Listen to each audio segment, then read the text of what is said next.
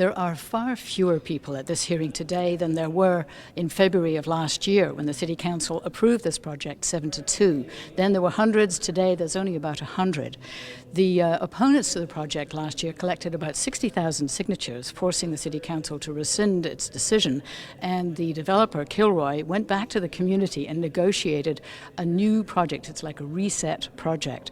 It's about 40% smaller, and as you can see from the difference of the graphics from last year's proposal, which were much more high profile, and this year the graphics project an image of much more walkable communities, trees, and much lower high-rises.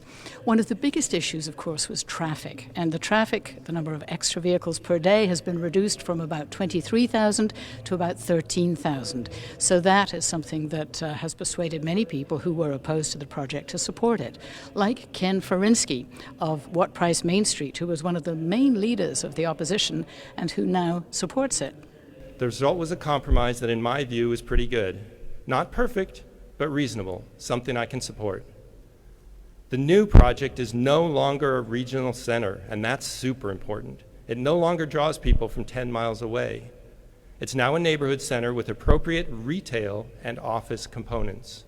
Traffic is way down, and it's no longer a walled compound. Clerk, would you please introduce discussion item 200? Yes, item 200, the new One Paseo project. City Council President Sherry Leitner, who was one of the two people to vote against the project last year, still continued to oppose it this year. But in the end, the project passed 8-1. Down at Golden Hall, I'm Alison St John, KPBS News.